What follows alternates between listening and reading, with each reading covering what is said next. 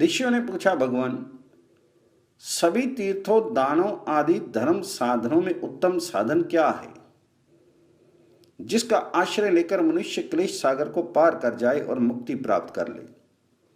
तो सूत जी बोले, प्राचीन काल में साम के एक श्रेष्ठ पुत्र थे जिनका नाम पाणिनि था। कणाद के श्रेष्ठ शास्त्रज्ञ शिष्यों से वे पराजित एवं लज्जित होकर तीर्थाटन के लिए चले गए। प्राय सभी तीर्थों में स्नान तथा देवता पितरों का तर्पण करते हुए वे केदार क्षेत्र का जल पान करके भगवान शिव के ध्यान में तत्पर हो गए। पत्तों के आहार पर रहते हुए वे सप्ताहांत में जल ग्रहण करते थे। फिर उन्होंने 10 दिन तक जल ही ग्रहण किया। बाद में 10 दिनों तक केवल वायु के ही आहार पर रहकर भगवान शिव का ध्यान करते रहे। इस प्रकार जब 28 दिन व्यतीत हो गए तो भगवान शिव ने प्रकट होकर उनसे वर मांगने को कहा। तो भगवान शिव की इस अमृतमय वाणी को सुनकर उन्होंने गद्य वाणी से सर्वेश सर्वलिंगेश गिरजा वल्लभ हर की इस प्रकार स्तुति की।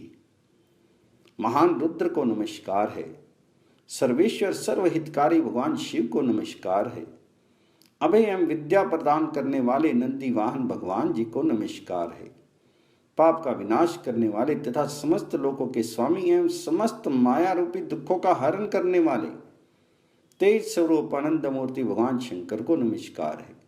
देवेश, यदि आप प्रसन्न हैं तो मुझे मूल विद्या एवं परम शास्त्र ज्ञान प्रदान करने की कृपा करें।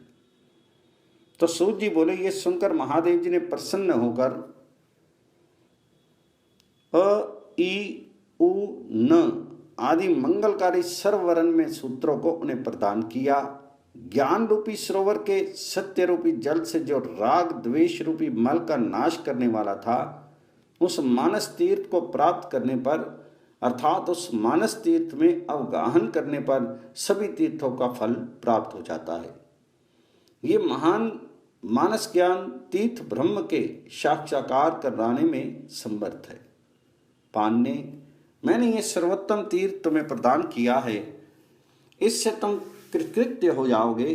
ये कहकर भगवान रुद्र अंतर्हित हो गए और पाणिनि अपने घर पर आ गए। पाणिनि ने सूत्रपाठ, धातुपाठ, गणपाठ और लिंग सूत्र रूप व्याकरण शास्त्र का निर्माण करके परम निर्वाण प्राप्त किया। अतः भार्गव श्रेष्ठ, तुम मनो में ज्ञान तीर्थ का अवलंबन करो। उन्हीं से कल्याण में सर्वोत्तम तीर्थमय गंगा प्रकट हुई है। गंगा से बढ़कर उत्तम तीर्थ ना कोई हुआ है और ना आगे होगा।